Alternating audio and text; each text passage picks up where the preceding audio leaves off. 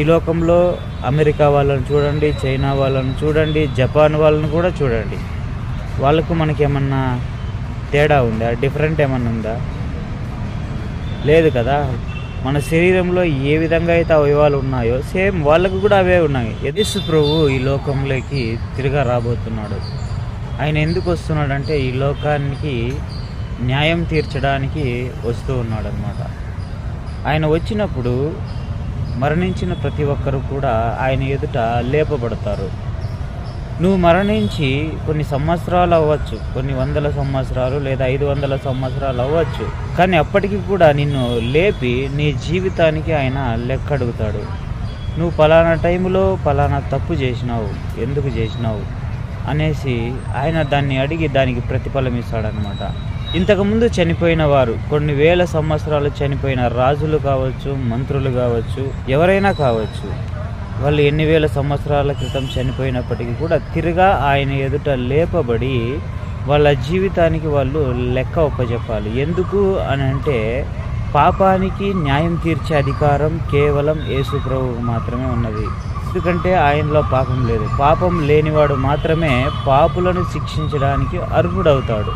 ఇప్పుడు సపోజ్ నేను కూడా ఒక తప్పు చేసినాను అనుకోండి, నేను కూడా ఒక వ్యభిచారం చేసినాను అనుకోండి, వేరే వాడు తప్పు చేసిన వానికి నేను ఇది తప్పురా అని చెప్పడానికి సాధ్యపడదు. ఎందుకంటే ఆ తప్పు నాలో కూడా ఉంది. అదేవిధంగానే తప్పు చేసిన వాడిని దేవుడు తీర్పు తీర్చాలంటే ఆయనలో తప్పు ఉండకూడదు. కాబట్టి ఆయన ఈ లోకంలోకి రాబోతున్నాడు, పాపులకి తీర్పు తీర్చబోతున్నాడు. కాబట్టి ఆయన క్షమాగుణాన్ని మనము బ్రతికున్నంత లోపే క్షమాపణ పొందుకోవడానికి మనకు సమయాన్ని అనుగ్రహించినాడు అనమాట. ఆ సమయాన్ని సద్వినియోగం చేసుకొని మనం ఆయన యొద్ద క్షమాపణ అడిగి, అంటే ఇంతవరకు చేసిన పాపాలు, ఇంతవరకు చేసిన అబద్ధాలు, డబ్బు సంపాదించుకోవడానికి మనం ఇతరులకు మోసం చేసి ఉండొచ్చు, లేకుంటే మన శరీరాశలు నెరవేర్చుకోవడానికి మనము తప్పుగా ప్రవర్తించి ఉండవచ్చు, లేకుంటే ఇతరులకు అన్యాయం చేసి హింసించిండవచ్చు, కొట్టిండవచ్చు, లేకుంటే వాళ్ళకు కీడు తలపెట్టి ఉండవచ్చు, కొంతమంది నరహత్య కూడా చేసి ఉండవచ్చు. కాబట్టి అటువంటి వారు దేవుని యొద్ద క్షమాపణ అడిగి ఇక మీదట చేయకుండా విడిచిపెడితే, దేవుని యొద్ద క్షమాపణ అడిగి ఇక మీదట చేయకుండా విడిచిపెడితే మనం ఇంతవరకు చేసిన పాపాలు క్షమింపబడతాయి. మనము పరలోక రాజ్యానికి వెళ్ళడానికి ఒక అనుకూలం, ఒక మార్గం అనేది మనకు దొరుకుతుందన్నమాట. ఎప్పుడు మనం క్షమాపణ అడిగినప్పుడు, మనం క్షమాపణ అడక్కోకుండా తిరిగా అవే పాపాలు చేస్తూ ఉంటే ఖచ్చితంగా నరకంలో పడాల్సి వస్తుంది. కాబట్టి మన పాపాలను విడిచిపెడదాం. యేసు ప్రభు ఈ లోకానికి వచ్చేది నిజము, ఇది మాత్రం సత్యం. ఎందుకంటే ఈ లోకానికి యజమానుడు, ఈ లోకానికి సృష్టికర్త ఆయన మాత్రమే. చూడండి, ఈ లోకంలో అమెరికా వాళ్ళని చూడండి, చైనా వాళ్ళని చూడండి, జపాన్ వాళ్ళని కూడా చూడండి, అంతమందిని కూడా చూడండి. వాళ్ళకు మనకేమన్నా తేడా ఉందా? డిఫరెంట్ ఏమన్నా ఉందా? లేదు కదా. వాళ్ళకు ముక్కులు ఉన్నాయి, మనకి ముక్కు ఉంది. వాళ్ళకు కళ్ళు ఉన్నాయి, మనకు కళ్ళు ఉంది. మనకు నాలుక, వాళ్ళకి నాలుక. మన హృదయం, వాళ్ళకి హృదయం.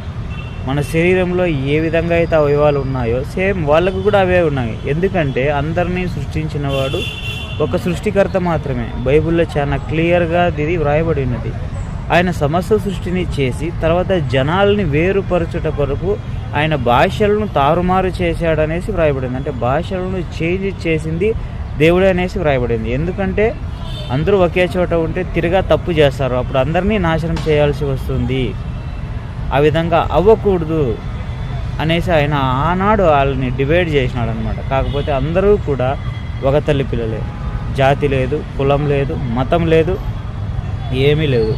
ఒకవేళ జనాలను గుర్తుపట్టడానికి ఒకవేళ పేర్లు పెట్టుకొని ఉండొచ్చు, వీళ్ళు పలానా వారు, వాళ్ళు పలానా, అంతేగాని ఎవరు ఎక్కువ కాదు, ఎవరు తక్కువ కాదు. అందరూ దేవుని దృష్టిలో సమానం, అందరూ దేవుని పిల్లలే.